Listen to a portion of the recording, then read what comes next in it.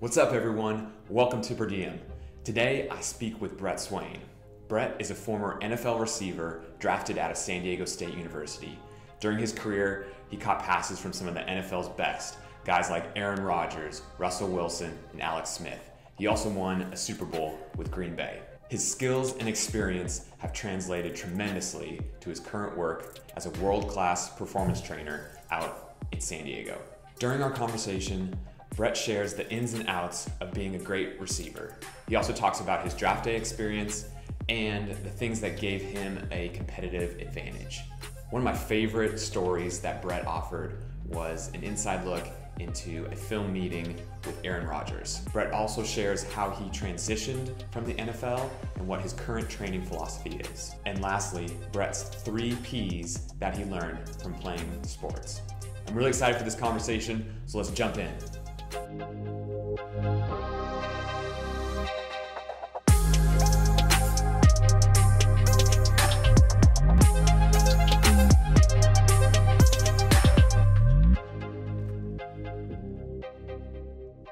I thought a fun place to start would be talking about routes. And since you played receiver, could you walk me through your favorite route combination that you ran and how you specifically attacked defense? Obviously, I was thinking about what route combination or what route I really like to run, but if you're a receiver or if you're somebody that wants to make big plays, like the number one route that you have to be good at is running the go route.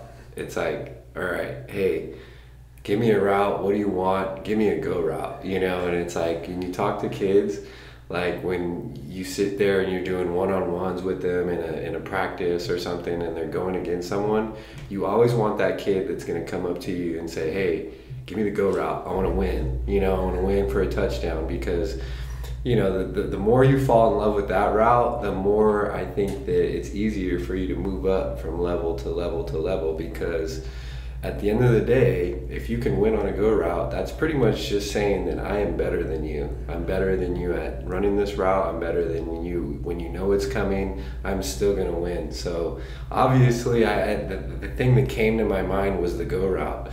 So you're always, as a coach, you're always looking for that kid that wants to run the go route, that wants to win on top, and just wants to be the best athlete out on the field. So that route came to mind. But another route that I really fell in love with was the circus route. I don't know if you're familiar with the circus route. So you don't really start learning the details of the circus route until you get like further into college, into the NFL, because it's a route that needs a lot of time. So it's like a 5 to 7 step drop for the quarterback, and it's a route that needs to develop. So there's different movements on the route, and you can run the route different ways, like you said, when you see different coverages. So there's a way you can run it against man, you can run it against zone, and really you can make the route your own.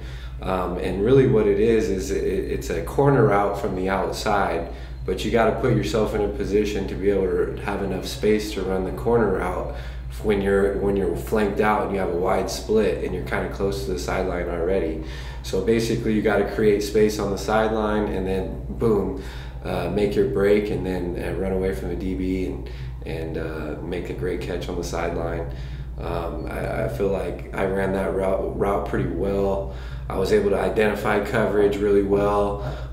Sometimes in that route, if you get a zone coverage real quick, you have to switch on who you're running the route off of. You think you might be attached to the corner and the corner's got you, but they might drop into a zone and actually the safety has you. So now the route changes and you gotta play fast and kind of dictate the route on the run a little bit. And that's where I felt like I was best in my game, is kind of playing on the run, being able to get going fast and then snapping off routes and making good breaks on the ball. So that was one of my favorite routes. But definitely if you're a young receiver and you're really trying to impress anybody and fall in love with anything, win on the go ball.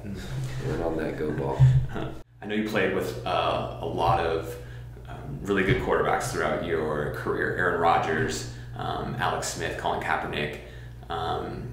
Who among them threw the best ball to you? So there's obviously when you get to the NFL and you're able to make it to that level, you start playing with incredible quarterbacks.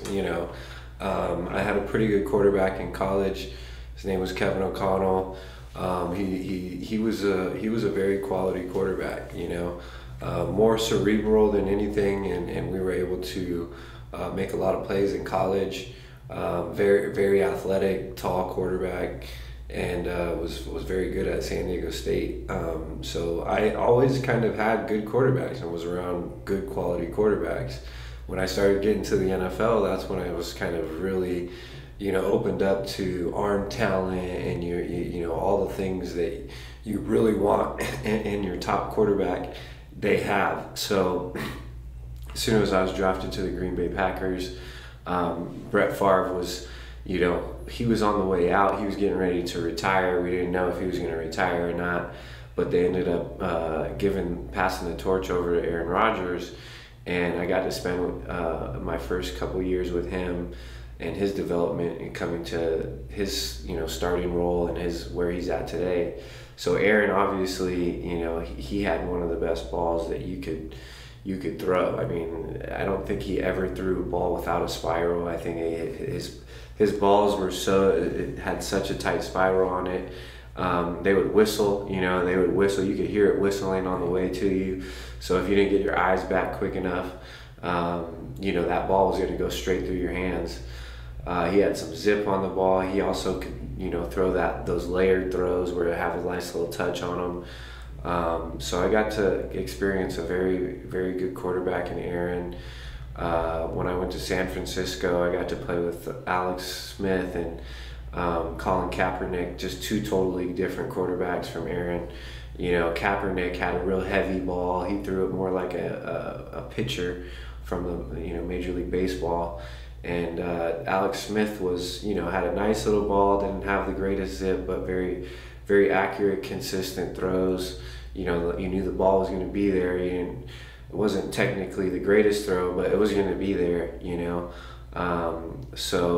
working with those guys, and then Russell Wilson up in Seattle, I got to see a lot of what he was able to do, and man, he threw a really nice ball too. So I think my top two would be Aaron and Russell, and then Alex, and then Kaepernick, and then just growing up here locally, we got a lot of guys that come back, train in San Diego.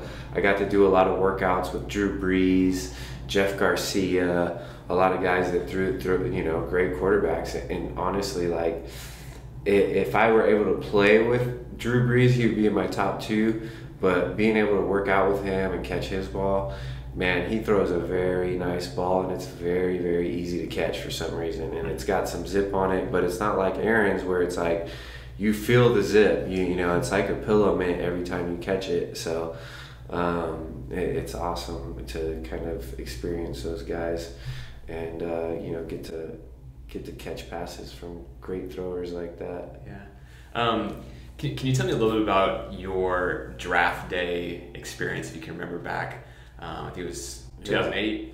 Yeah, 2008. I wasn't supposed to get drafted, so we were just sitting there watching the draft, waiting kind of for free agency to happen, because that's kind of what I was been told. I was like, hey man, if you go and do well in pro day,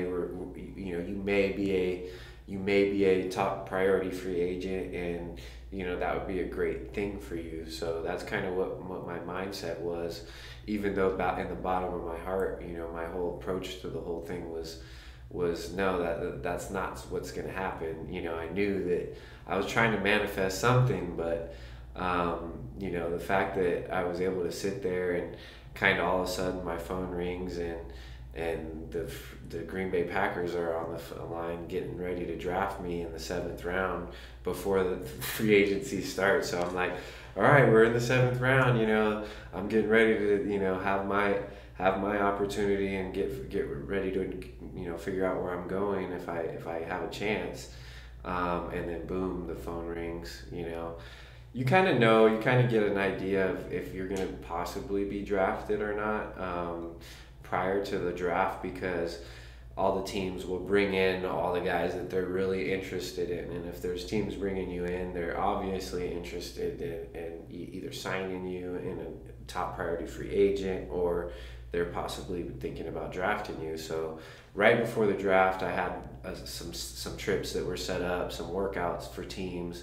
So I knew that there was some kind of buzz that was kind of, you know, creating these opportunities. So the fact that I, you know, did really well in my pro day and, you know, was very prepared and you know, checked all those boxes, just created that opportunity for me to get drafted on draft day. And, you know, very grateful, and it was a great experience and great opportunity to spend the next 3-4 years with Green Bay. One of the things I'm fascinated by are competitive advantages, or we call them edges. So what are the things that you did behind the scenes that no one else saw, that you felt contributed to the type of player that you were? I would say definitely your work ethic definitely plays a huge part in it. There, you know, going through my career and looking back on all the guys that I encountered and played with, there's a lot of guys that make it through that are just God-gifted talent, and then there's a good majority of guys that make it because they have some talent and they really, really work their tails off. And they work their tails off in everything they do in life. It's not just, oh, I'm a good football player. It's like, oh, they're a good brother to their sister. They're a good family member. They're representing their family and community really well. So, you know, it's not just being a good athlete or a good player. It's being good in all aspects of your life that allows you to kind of maximize your potential on the field. You know, everything plays a part. So I think my edge was being able to have a good balance, and make sure that I was, you know, trying to do the right things necessary to set up my opportunities on the field.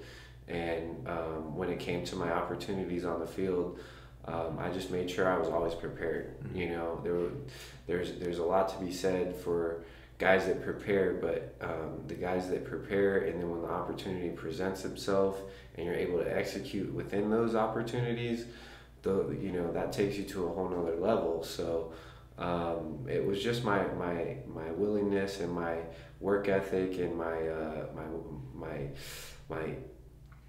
my grind of just trying to seize those moments. And I always had an anxiety about myself of not being prepared. I'd rather go in there overly prepared than go in there thinking, hey man, I might not be in this good of shape. I should have done an extra, you know, sprint here and should have done this. And that's kind of what helped me kind of just continue to go up in levels, is that every level that I went up, that my work ethic and my programs and what I put myself through when nobody was watching just got better and better and better and better. I also had good coaches around me and good mentors that were kind of feeding me in those directions, and also good relationships that you have and build around yourself with other players that you encounter. I had good mentors. I always looked up to other players. I never, you know, this day and age, it's kind of interesting to what players look up to with social media. And you know, you might see these young players, they're looking up to these people that don't even play football or don't even do what they want to do. And it's like, man, follow the people that did it before you that were successful. Look at those guys and what they're doing, and follow what they're doing, you know, like, because that's kind of a huge compliment to anybody that's done it before, is just to watch people kind of follow in those footsteps, and then they find success. It's like, man, we're trying to give you the answer to the test, you know. Right. So, but yeah, definitely work ethic, definitely having good people and having a good balance around yourself will definitely kind of create an edge for yourself in anything you do. And it doesn't matter what you're successful in or not, that same edge carries on in everything that you do. So that's kind of how I look at it. Can you describe to me some of your career highlights? I know you won a Super Bowl, so that's got to be up there. But anything else on the field or off the field that really stuck with you? I mean, the thing that stuck out for me was the grind, was the process, man. I mean, I fell in love with the process. You know, the Super Bowl, winning the Super Bowl, those were all results of us following, you know, the people that I was around, we fell in love with the actual process of getting there. You know, it's like the Super Bowl was the ultimate goal, but the process of getting there was kind of, you know, what's going to help you once you get there. You know, like I said, never always seizing that opportunity, always being prepared. So I embraced the grind. I embraced the workouts. I embraced waking up every single day with the team. I embraced the opportunities to sit in the hot tub with Charles Woodson and pick his brain. I embraced the opportunities to work one-on-one with Al Harris on press release drills and working on helping him become better for Sundays and helping me become a better receiver. You know, I embraced those opportunities. You know, I embraced the opportunities that we had in the meeting rooms with Aaron and all these Hall of Fame receivers that I eventually ended up playing with. You know, I was always talking football. I was always trying to learn. You know, when I saw Aaron Rodgers this last year, and one of the first things that I talked to him about was, hey, are you still playing that game in meetings? And we always used to play a game. It was called Does He Score? You know, and we're watching film, and you know, we would just yell out. You know, Aaron would just yell out. He'll stop the film. You know, a guy might be breaking away on a big run, and he'd stop the film, and he'd say, "Does he score?" And really, that was Aaron's way of challenging us in the room to like see if we watched film. You know, like. So after we kind of started playing that game, I found myself at home, you know, preparing for that meeting by watching film just to try to figure out, hey, what plays did these guys score on? Because in that meeting, if we're called on, does he score, and we say the right thing, you know, like, hey, now that's kind of an accountability thing. And everybody's being held accountable in the room, and it's kind of a fun way of doing it, but you know, it's kind of a way of making work not work and falling in love with the process, like I said. You know, when I got to San Francisco, I got to play with Randy Moss. I just sat there and, you know, asked him, talked about him about football. You know, before I knew it, I found myself in the pool after workouts or after practice doing a pool workout with Randy Moss. I'm trying to figure out, why am I doing this? This is never something that I ever did. But I learned things within falling in love with the process. I learned that it was going to help my body, that getting in the water and kind of stretching back out, I'll feel better on the next day. So all these little things that you learn from these players that kind of been there before you, you know, look up to those guys, embrace those moments, fall in love with the process, because you're learning more than just football at that moment in time. You're learning about things that you can possibly fall back on. You know, these little lessons that you learn with people about accountability, they come back into real life when football's not there for you anymore. Yeah. There comes a time for every athlete when they have to transition out of their sport. Can you talk a little bit about when that transition happened and what that was like for you? You kind of know when it's time. I mean, the phone stops ringing. You know, you kind of feel out, you know, on the teams that you were on the past, if, you know, things kind of have been working out for yourself. And, you know, unfortunately in the NFL, you get older and more expensive, and that's like the worst thing that could happen to you, is you get older and more expensive, is that once the value starts meeting the dollar amount, and you start kind of playing with that spectrum, then you start losing opportunities, because now you're too expensive, you're too old, you know, we can get a younger guy that can come in and do this. So you start understanding the opportunity, or, you know, when the opportunities stop presenting themselves, so you kind of know that it's starting to come. But once it hits you, that's when you kind of have to fully start embracing the transition. I was lucky enough to, you know, get a final season in the Canadian Football League. Mm-hmm. So I knew that, hey, this is probably when I want to start making my transition. I tried to set my transition up and make it something as easy as I possibly could. So I started doing classes, and I started, you know, reaching out to the NFL and seeing what kind of programs they had to help my transition. And they had some scholarship money that they were getting ready to put away or give away. And I was like, shoot, I'm going to try to get back into school and get my master's degree. So That's the route I took. I went up to Canada, finished my last season up there. Meanwhile, I'm taking my master's degree courses in coaching and athletic administration, because I definitely want to be in sports when I got done playing. I just didn't know where.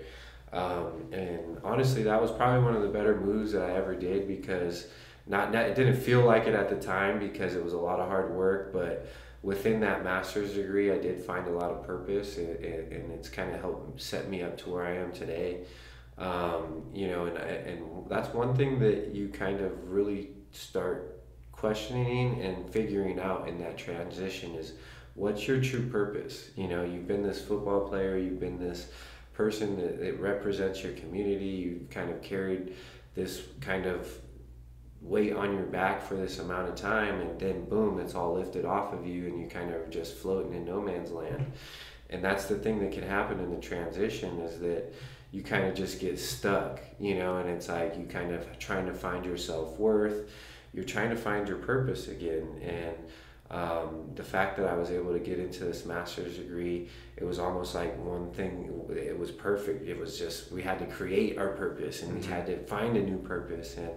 And that's kind of where I started falling in love with, giving back, and I was like, man, I think that some of the mentors that played a huge part in my life, I was really interested in what they did, in their businesses and what they're doing in life. But at the same time, you get in these transitions, you get vulnerable, and now you got to figure it out, And so, like I said, started my master's degree, and then shortly after, I started coaching football at the local high school. Started thinking, hey, let's just start here and start giving back to the community and see where that takes it. So 4 years later, still coaching high school football, and really starting to see a jump in my other side, my other life, my other career, and that's the training and everything that I'm kind of doing now.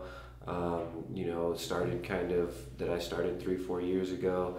I went through some tough situations where working on some things that didn't really play out, and you're going to go through failures. You're going to kind of start ideas and might not play out to what you thought it was going to be, and you're definitely going to go through failures, but you're going to learn a lot in those failures as well. So I had a couple of failures, things didn't play out my exact way, but learned my lessons quick, and now I think I have a better plan, a better idea of what I want to do. And now I'm starting to kind of see those benefits kind of moving forward. So currently now you work with athletes, whether professional all the way down to high school, and teaching them speed training, agility training. Overall, what's kind of your philosophy for athletic training, and what are the things that you try to incorporate in what you do? It's a new day and age, man. Training and working out and coaching and personalized coaching, it's a huge deal now. I mean, kids have so much more access to resources that you really didn't have when I was growing up in high school. You didn't have speed trainers, you didn't have agility trainers, you didn't have position-specific coaches, and now this kind of environment has been created where everybody has their team of coaches. And one thing that I've learned in this process is that the training industry is super saturated. It's very saturated. So one thing that I wanted to do before I got involved in training and kind of where I am today is kind of what is my niche? How do I kind of fit into this world of training, and kind of what can I offer to the kids, and what can I offer to these players? And like I said, I had ideas that I was running with some other people, and they didn't work out as well because it really wasn't what I wanted to do at the end of the day. And you always got to really kind of follow what you want to do. If you're never going to really be happy if you don't kind of get exactly what you want down on paper. So I really just kind of use those opportunities to fine tune where I'm at today. And now, I get to kind of take the training that I grew up in. I grew up with a great trainer here. I started with a speed coach back in high school. His name was Doug Hicks, and he started a company called Play Fast. So Throughout my career, I worked with Doug day in, day out. Doug was an All-American track runner. He played receiver in college. He was an athlete himself, so I highly respected what Doug had to say. He had trained multiple first-round draft picks. He had NFL guys underneath his belt, and he really invested in me. And because he saw the potential in what I could do, and I eventually from high school got to college, and then from college went to the NFL, and he kind of was an integral part in all three phases of that. So when I got done playing, I really kind of wanted to dive straight back into that training. I really knew that there was a purpose back in that training, so I kind of started dabbling in it, and that's where I started kind of going through failures and successes. But really what I was doing was fine-tuning my programs, my programs from speed training to agility training to positional specific training to being able to train not just football players but soccer players and baseball players, and just trying to figure out what kids really need. Because when you turn on social media, you're going to see thousands of drills, and everybody pretty much does the same drills now, and then you sit here and you watch what they're doing and what they're trying to accomplish, and I think that's where I kind of found my niche. And what I do is that it's not exactly what the drills I'm doing, it's what's being said in between those drills that I think is different. I'll sit there and watch drills all day on social media and sit there and I'm like, what are these guys teaching? I just don't know what these guys are teaching. It just looks like they're running about a bunch of cones. And one thing that I really fell in love with as a kid was the philosophy of the training. And the training, at the end of the day, we call it play fast. And really that's what we're trying to accomplish when we're out there and doing our drills and trying to figure out how to become the best player you can be, is how to play fast. And our ultimate result or goal is to try to get you to be the best player you possibly can be when it's your time to shine, when it's your opportunity, when you have an opportunity to get into the game and make a play, that you're playing at a fast speed, that once we get you to the play, now it's your opportunity to go make the play. Mm-hmm. So I really love that philosophy of play fast, and that's really what is the background and base of the play fast training. And my training is trying to help kids play at the top speeds they can on game day and game night. And I think that's something that Doug was able to teach me. And like I said, I met with Doug a couple months ago, and he's, Doug is kind of foregone San Diego training, and he's back in Texas doing some same things, doing the same training, but now he's an athletic director.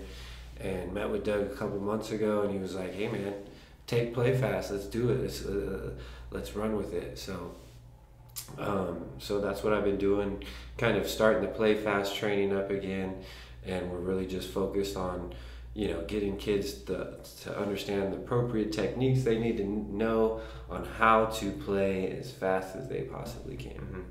Do you think that just looking, you mentioned just the saturation of trainers and what kids have access to these days.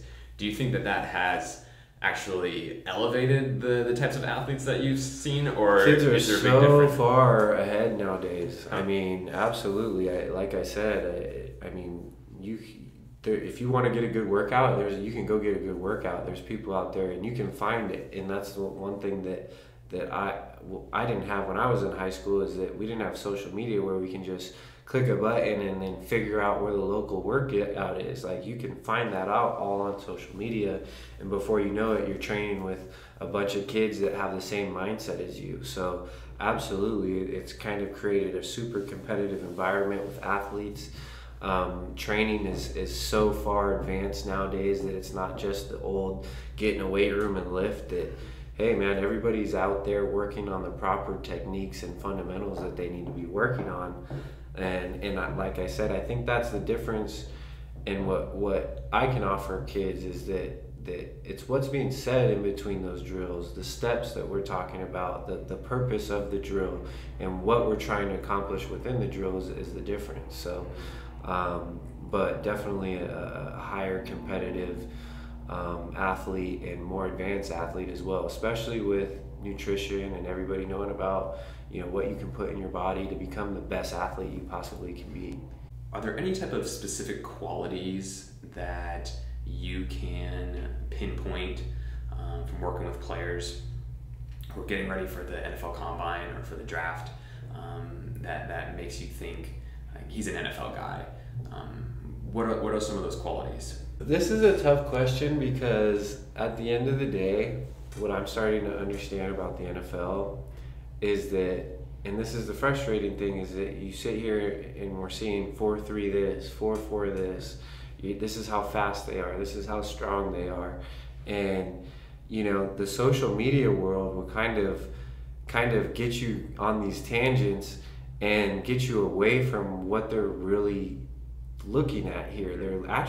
We're only talking about this guy because he's actually a good football player, because his actual film looks the part, and then now we're just matching up his 40 time, and if he does well, boom, there you have it. That there you have your high draft picks. But I think there's a bad conversation and rhetoric, or what have you, going on about players, about if they can run this fast, then they'll be a first round draft pick. The only reason why they're first round draft picks is because it shows that they're a first round draft pick on their film on game day. They can show up and run a 4.3, now that confirms that they're a first round draft pick, but it all reverts back to their film.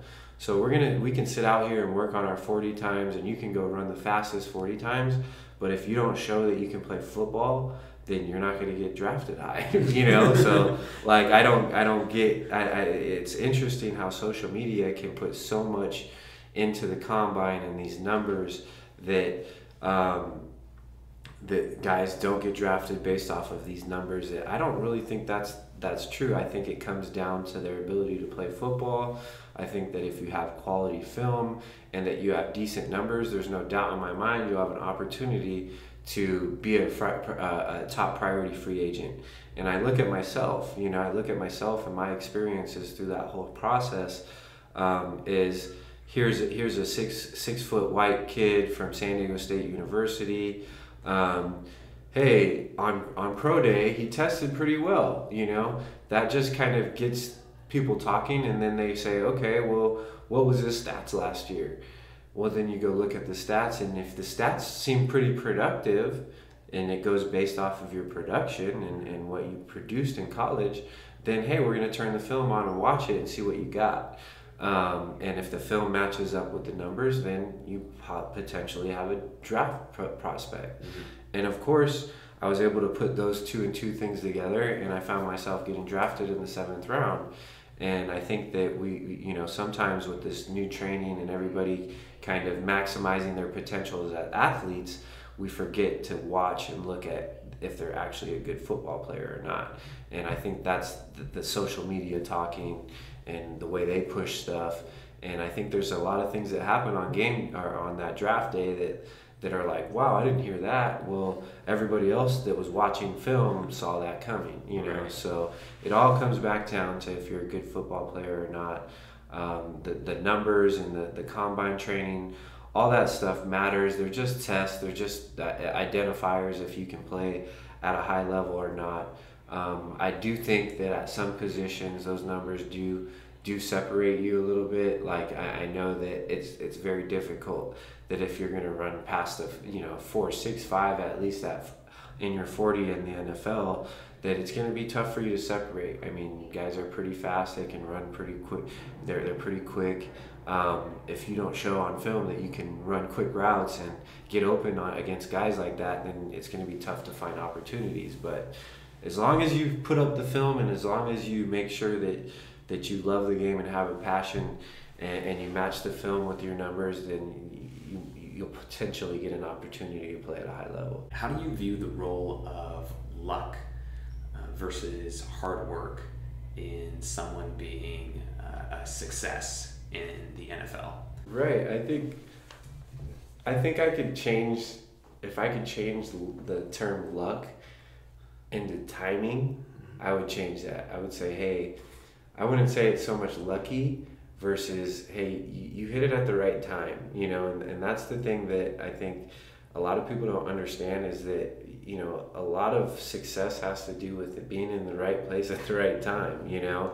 And sometimes I feel like I missed opportunities because I wasn't in the right place at the right time. But at the same time, it played out for me in certain aspects like that. I think that, you know, I came out at the right time. I think the receiver draft, when I was getting drafted, I think that was a product of timing and, you know, kind of where the Green Bay Packers were going and the type of people that they were trying to bring in. I fit that piece to that puzzle at that time. And, you know, same thing with winning the Super Bowl, you know, like being on that team at that time was a great opportunity, but it had a lot to do with timing. Everything timed up right, you know, the age and the veteran aspect of the Green Bay Packers that year and the talent level matched each other. And I think we were all like-minded individuals in that locker room, and that was a product of timing. I mean, when else are you going to get all those type of guys in the locker room at the same time? You know, I think that's huge. So timing plays a big part in being lucky. Yeah. So, but at the end of the day, if you're not a hard worker, you'll never create those opportunities. So I think working hard and making sure that you're manifesting those opportunities and creating those opportunities on your own, that's when you create your timing and create the opportunities to have good timing. Mm-hmm. So at the end of the day, it's all about how hard you work, what you're really working on, and what's going to make you better. Holding yourself accountable, there's a huge, you know, accountability aspect. You got to always be holding yourself accountable and always want to be getting better on yourself, you know, and you can always do that. I'm still figuring out ways to become a better person, how I can, you know, make my programs better.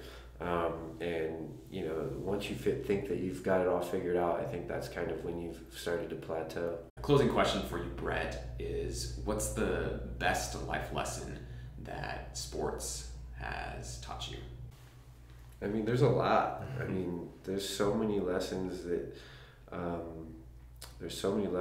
you learn.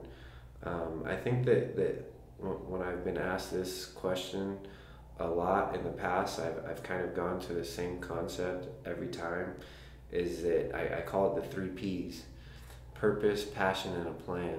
You know, if I had learned anything through all this stuff, number one, I've learned that success in life has a lot to do with purpose. If your purpose isn't right and your purpose isn't aligned right with what you're trying to do, then it's very hard to be successful. So you have to have a purpose. If you're just trying to make money, or if you're just trying to get this done, or if you're just trying to do something with no purpose, it's very difficult to make happen, and it's hard to find happiness. Another aspect of football is how to plan things. Like, you got to have a plan. You know, you never go into a game without a game plan, you know, so you got to learn how to create your own game plan of life. Like I said, balance plays a huge part in that. I learned that a lot in football, is how to balance everything out. And